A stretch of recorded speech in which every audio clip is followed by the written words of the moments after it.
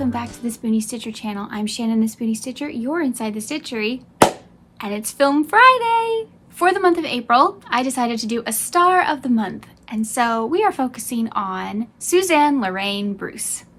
What? You've never heard of her? Oh, that's because that's her birth name. You might know her better as Janepowell.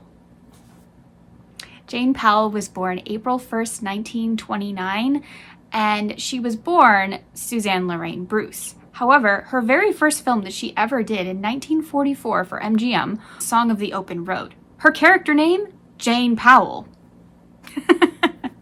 So that's where they got her name from, and it's what her name was ever since.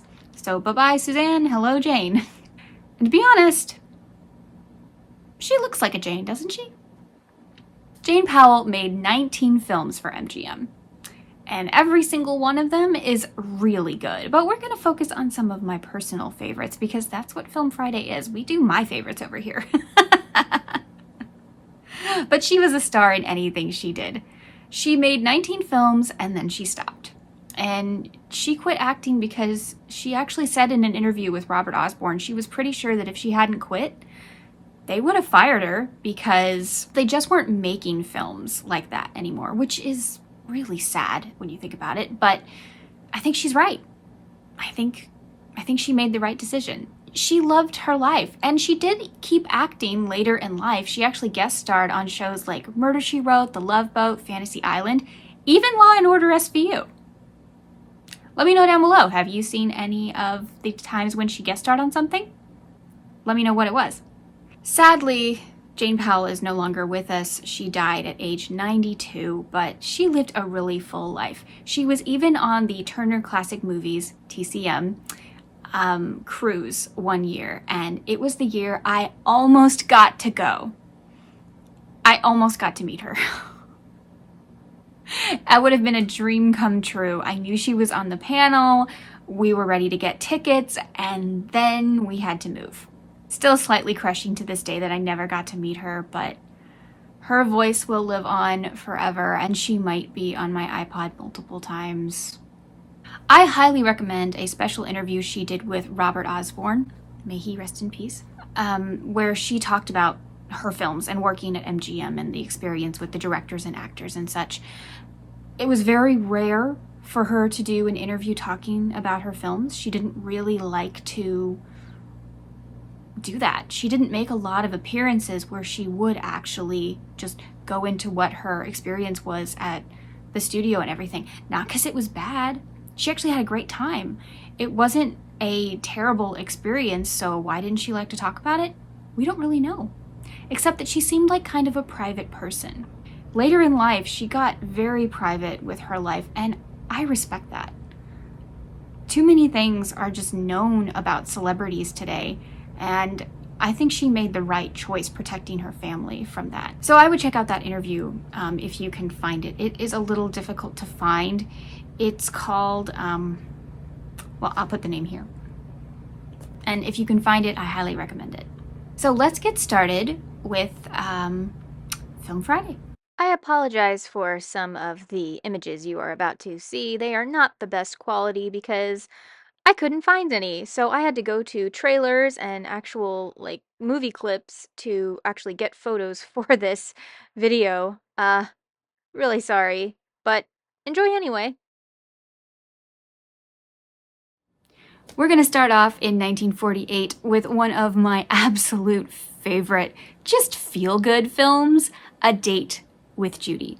A Date with Judy stars Wallace Beery, Janepowell, Elizabeth Taylor, Carmen Miranda, Xavier Cugat and his orchestra, and Robert Stack. Yes, the man from the Unsolved Mysteries.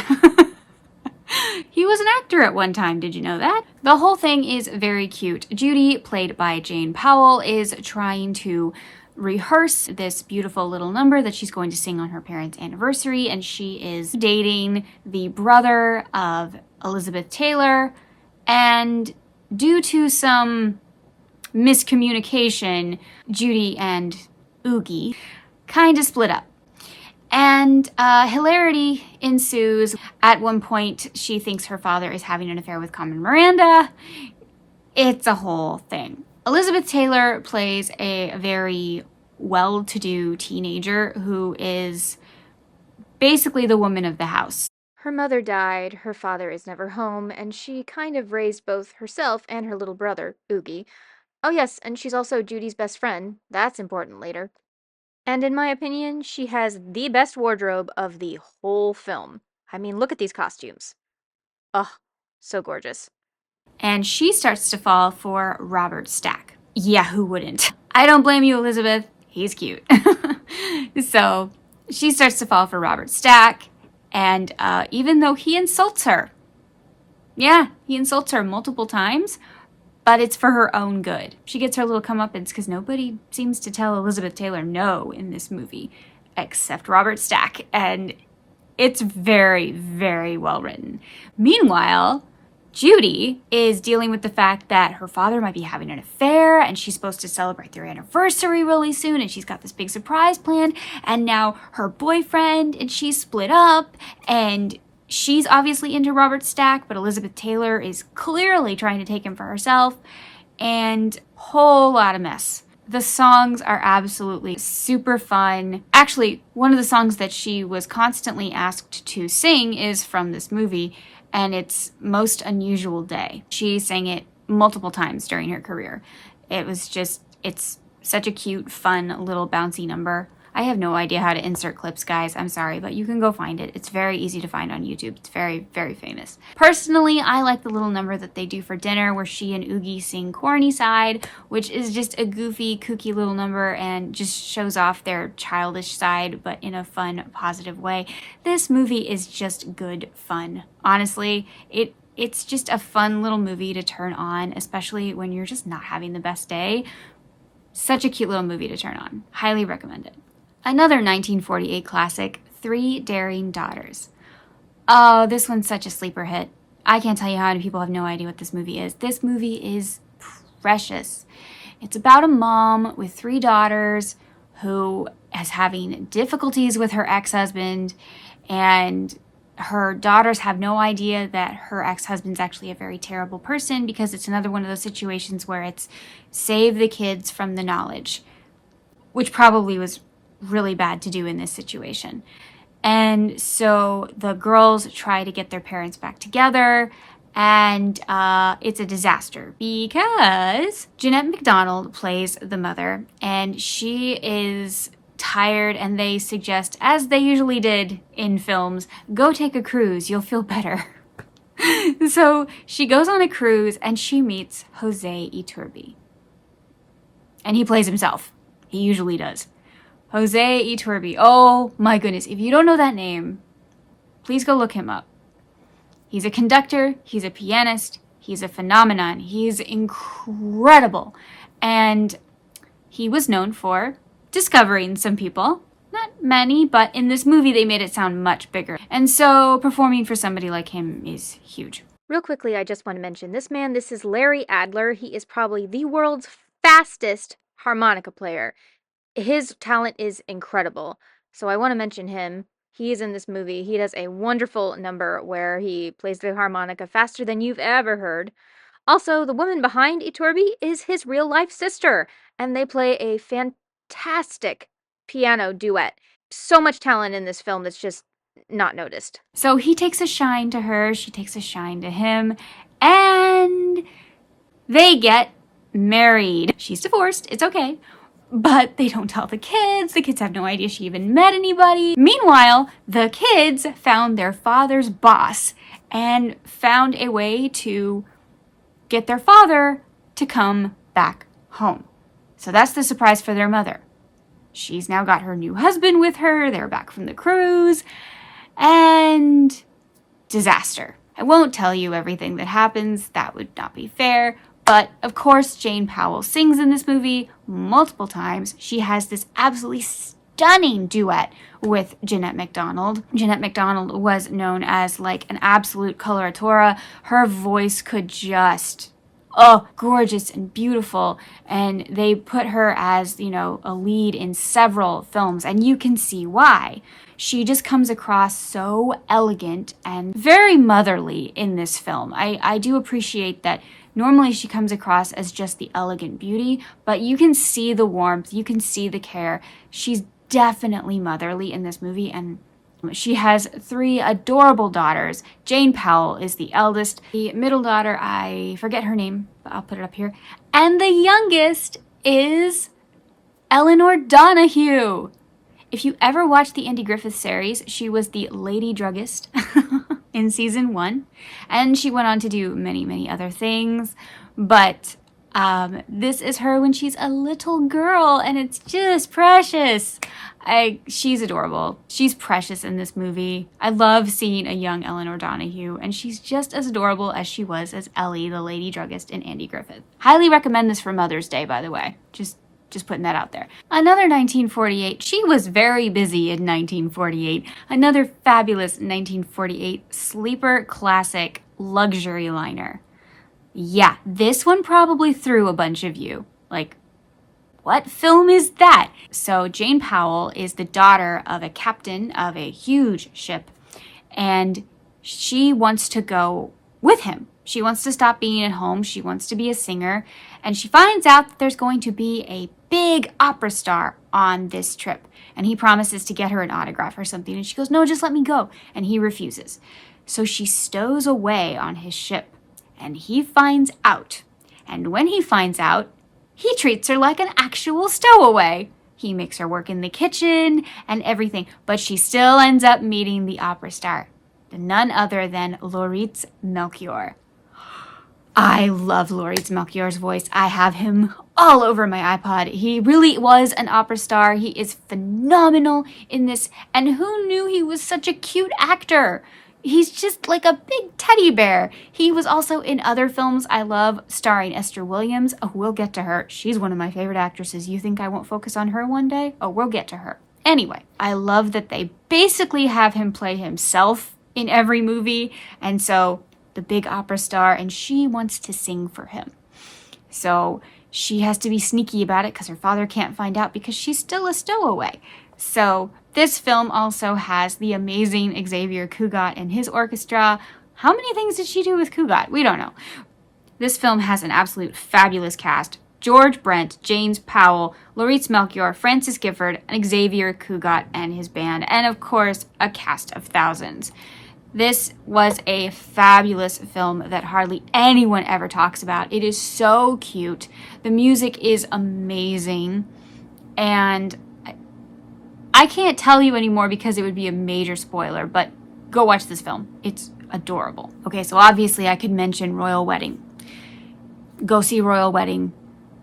So many people talk about Royal Wedding. I don't know if I can do it justice to other people talking about it. There's lots of trivia, like the when the boat actually rocks and stuff, dancing on the ceiling, you know. Lots of people talk about this film because so much happened that was just never done before. Also, Janepowell absolutely kept up with Fred Astaire, and that was impressive. She held her own. She did fabulous. And, of course, she could outsing anybody. But, of course, it also has Peter Lawford, and he plays her love interest. She told a very funny story about him in her interview, where apparently he wasn't wearing his trousers. He was wearing a swimsuit because when he was done filming, he wanted to go surf. Okay. He was thinking ahead. You know, Royal Wedding, it's a classic. If you've never seen it, I strongly recommend it. It's just wonderful. Okay, how could I make a Janepowell video and not talk about 1954 Seven Brides for Seven Brothers? I adore this movie. I'm going to make a video all about this movie because there's so much trivia that's just juicy.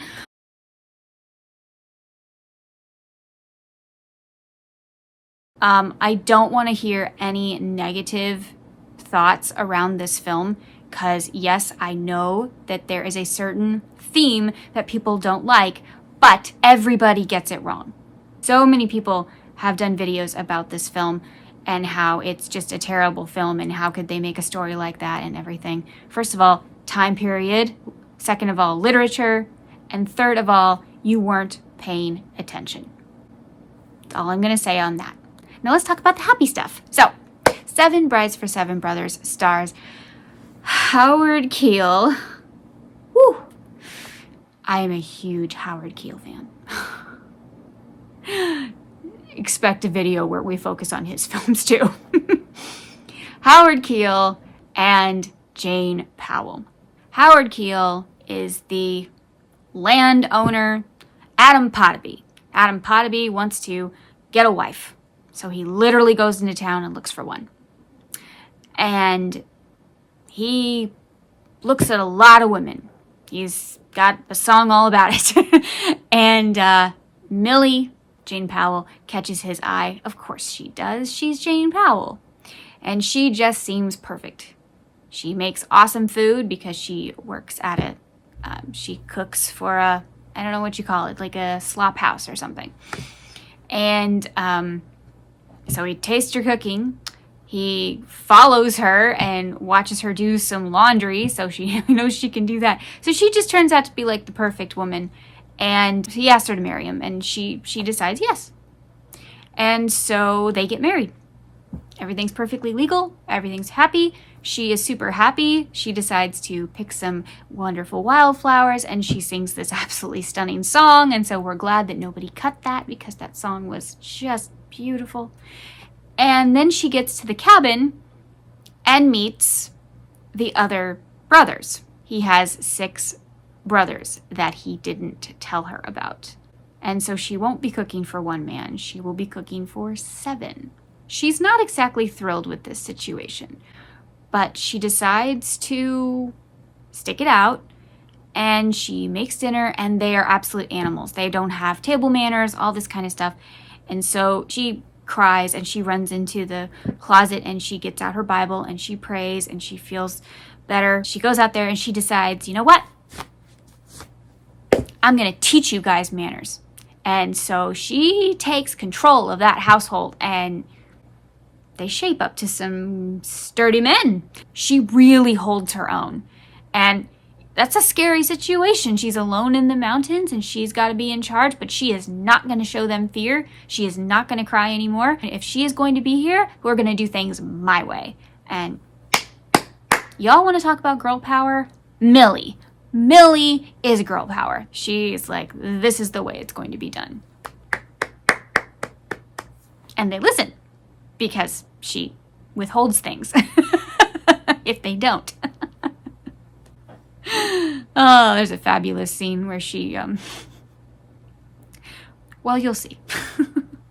And she cleans them all up, and she takes them into town, and they meet women for like the first time ever. And they meet some gorgeous women, and then they do the dance scene of the ages. Oh my goodness. You should know it. If you've ever seen anything that focuses on like the best dances in film, that's on there. Even Ms. Mojo has done that scene. They have talked about how that's one of the best dance scenes ever, because it is. Everything was real. Nothing was fake. There were no stunt people. Every dancer did their own stunt.